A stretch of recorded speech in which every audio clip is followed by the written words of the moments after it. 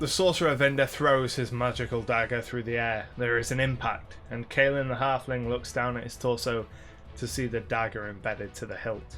As the evil sorcerer vanishes, Kalen's friends rush to his side and catch his fallen body. The magic of the blade is already spreading like a black spider's web across his skin, and his body is growing cold. With his final breath, Kalen looks towards the woman he pushed out of the blade's path and says to his friends, "Did I save her?" Greetings gamers, I'm Anto, and that was an abridged version of the death of Kalen Silverthread, one of the characters in my current campaign who died saving another character's mother. And today we're going to be talking about how to handle player death. No one wants their character to die, except in some exceptional circumstances. Most players hope their characters will go on to live long and full lives after the campaign is over. But in a game where you might always be one dice away from a really bad time, death is an ever-present threat. But how do we as Dungeon Masters handle the deaths of these beloved characters? How can we make sure that the grief and anger that our players feel is directed at the villains and not at us as Dungeon Masters? Well, as with most things when it comes to D&D, I think the first step is managing your players' expectations about death in your game. This means telling your players how your game will work in terms of death long before they're ever in a situation where they might die. Is resurrection possible in your game? If it is, how common is it? How hard is it to become resurrected? If you're dead, do you stay dead forever? Is that it? Is that the end of your character, or is there a chance that they can come back?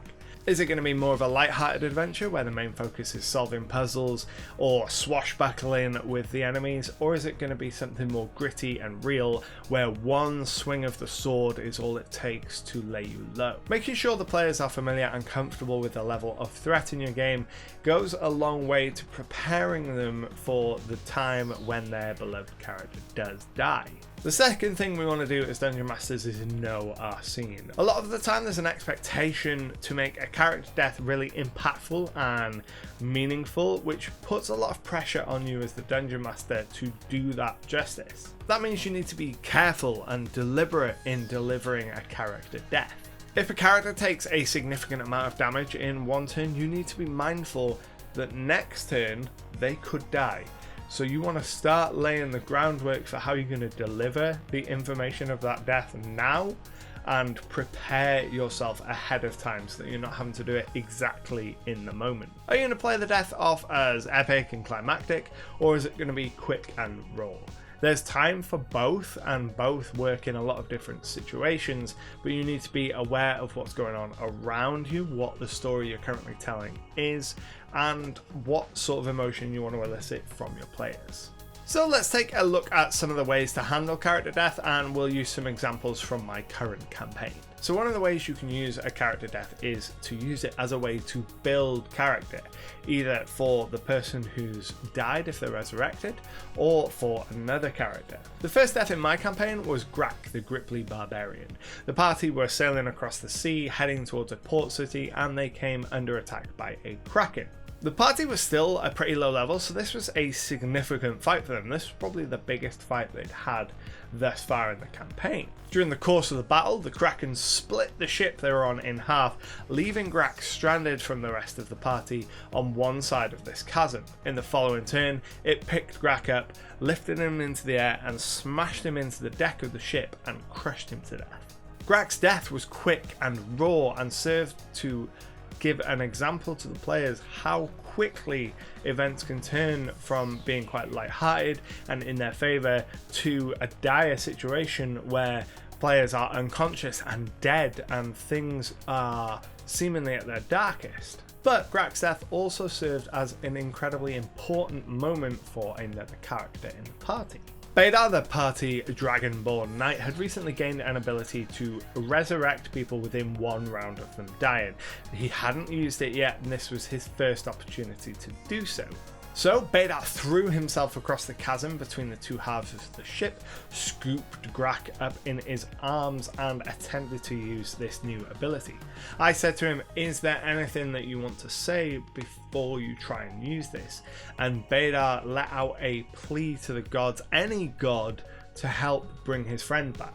Well, one of the gods answered and they channeled their power through Bedar via his newfound ability, and he was able to breathe life back into Grak. The following round, Bedar picked up his axe and threw himself off the side of the ship into the Kraken's mouth, his axe head bursting into flame as he sailed through the air, and he killed the Kraken. It was an incredibly impactful moment both for Grak and for Bedar. Afterwards, I spent a lot of time with Grak's players speaking to him about how he felt about the fact that he'd died and been to the afterlife. He'd seen the torment in the afterlife that was a large part of the campaign's main story, how he felt about that, how it changed Grak as a character, how it impacted his decisions going forward. And what Grak saw really did change him. He became more driven, but he also became more reckless. He knew what was waiting on the other side of the veil of death, and he knew that one way or another he was going to end up there. So he became much more reckless in his pursuit of the party's goal, because if they didn't achieve what they set out to, then the horrors of the afterlife would be there for everyone. And for Bedar, Grak's death brought him a newfound sense of faith. Not in the sense of sitting down and praying every day, but in the sense of knowing that the gods were real, knowing that the gods were out there, and at least one of them had taken an interest in him.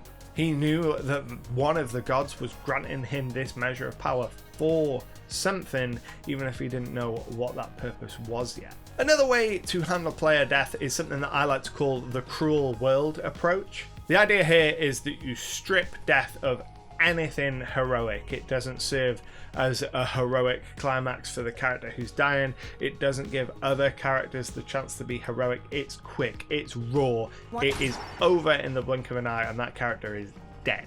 This definitely isn't something that you should just pull at random though. It is really easy for this kind of death to feel really unsatisfying to the player whose character is dying, because they don't get that fanfare of the epic death. It is just over, and that can be really a bitter pill to swallow.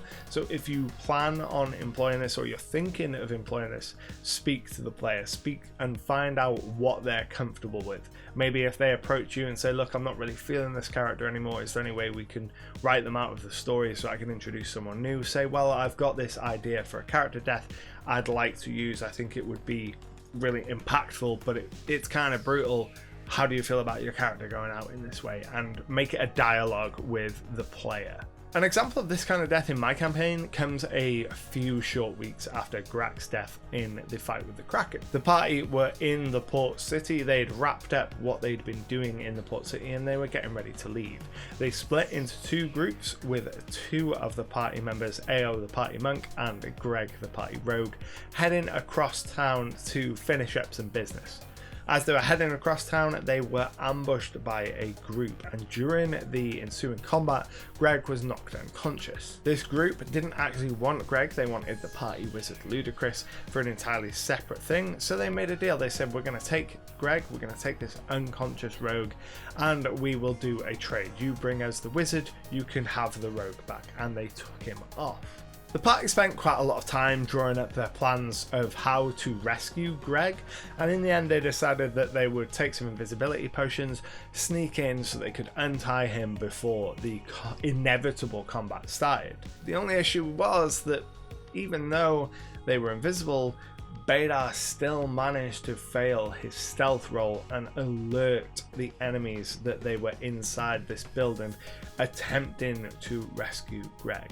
As soon as the enemies were tipped off, an enemy wizard fired a bolt of lightning at Greg, blowing a hole through his chest and killing him straight away. The ensuing battle was an emotional bloodbath. The players were angry, the characters were angry at what they just witnessed. They came here to rescue their friend, they thought they had a good plan, and then because of, from their point of view, one bad dice roll, their friend was dead, and here they are having to fight off a larger force. It was a really emotionally charged fight, and then at the end of it they had to deal with the fact that they had their first proper character death. Bedar tried but failed to resurrect Greg, and so they had to carry his body across the city and deliver it to his family and attend his funeral. It was raw and it was brutal. The players finally saw firsthand that sometimes the circumstances are stacked against them and their deaths won't be heroic. It won't prompt any heroic emotions, they'll just be dead. What's more, the fact that the enemies didn't even really want Greg, that they wanted the wizard Ludicrous instead, and the fact that it was because of Baydar failing his stealth roll that the enemies became aware of them, and that Baydar was unable to bring Greg back, that added a lot of inter-party conflict going forward. And then finally we come to the kind of death that I think every character wishes they could have, the epic death. Holding the doorway open so that your friends can escape the oncoming torrent of water, and then staying behind to keep the door closed while the room fills up with water and you drown, or fighting off the big bad evil guy to give your friends a chance to escape. These are the kinds of deaths that most players want for their character. The trick with the epic death is to really lean into your descriptions. Unlike the cruel world approach where everything happens very fast and you're relying on the shock and the brutal nature of the death to deliver the emotion, with this approach you're giving a character a swan song. You're giving them that final moment to shine in their death. In the example at the start of this video, my party had just watched the Sorcerer Vinda, who up until this point they considered to be a friend, kill one of the character's mother. In that moment, Kaelin the Halfling Summoner decided to drink a potion, an experimental time potion that they had received, and try and undo these events. He rewound time a few moments and managed to get the party monk's mother out of the way of the attack, and instead took the blade himself. The other players were really blindsided by this. They had no idea what Kaelin was planning. One minute they see Ao's mother lying on the ground dying, the next minute she's fine and Kaelin is there with a knife in his chest. But Kaelin's player and I had been discussing this via Discord during the previous exchange, talking about how we were going to handle this. He said that he wanted to try and drink the time potion. I said, are you sure? You've been warned that there might be unintended consequences. And he was like, no, I want to drink this. I want to do this. I need to do this. So I quickly came up with what was going to happen and introduced it into the narrative. So I played into the party's shock. I took what was only a few seconds in real time in the game and stretched it into minutes of description, really drawing out that feeling of shock and the feeling of time slowing down as you witness something really shocking for the players. Later, the party learned that by drinking this unstable potion, Kaelin had effectively removed himself from time. To everyone who hadn't witnessed it, Kaelin never existed. They took his body back to town and spoke to people who knew him, and they had no idea who Kaelin was. The party had to come to the realization that they were the only ones that would ever know the heroic thing that Kaelin had done, which really added to the sense of heroism that Kaelin had done this and he didn't even get the recognition that he deserved for it. That meant that several of the remaining party members really made an effort to try and spread the news of what Kaelin had done and let people know that this person had existed and that they were a hero. As you can see in each of the examples I've given, the character's death has served to change a character in some way, whether that's the character that died or those that remain. The most important thing though when you're dealing with a character death is making sure the player whose character is dying is satisfied.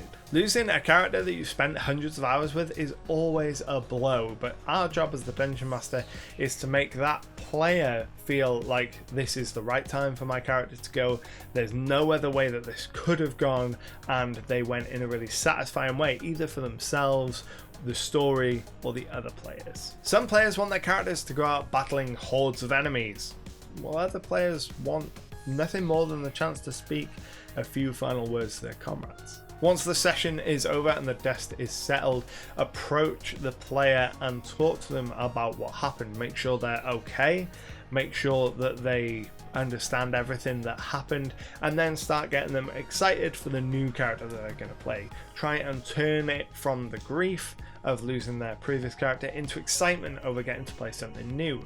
Talk to them about what they enjoyed about playing their old character, what they'd like to do differently this time, what classes, races, concepts they've got in mind. Talk to them about how you can work together to make a really cool new character that they can get excited about, and make them part of the behind the scenes planning for this character. Talk to them about some of the story beats that might be coming up and how this new character could be introduced via those story beats. Give them a glimpse behind the scenes so that they feel empowered with this new character, that they feel like they've got a little bit of knowledge that no one else has, and that will make them feel good. Keep checking in with their progress in the lead up to the introduction session and make sure that everything is going okay with them. And then talk to them about how exactly they want to be introduced to the party. Do they want to just walk up to them in the tavern and say, hey, I heard what you're doing, I want to join? Or do you want to work it more into the story, have them be mysterious or an unknown? Work with the player whose character you're introducing and find out what they want, what would satisfy them. That's all for this week, folks. I hope you enjoyed this video and found it useful. The question for this week's video is, how did your first character die? Let me know about your first character's final moments down in the comments below. And if you're new here, don't forget to hit that subscribe button. I release a new RPG and world building related content every single week. But until next time, happy gaming. If you're new here and like what you see, make sure to hit the subscribe button. I release new RPG related content every single week. And if you enjoy what I do here, consider supporting me on Patreon. You get access to behind the scenes video, exclusive content, and a whole bunch more. And if you want to keep watching, I've got a couple of videos over there that you might enjoy. And until next time, happy gaming.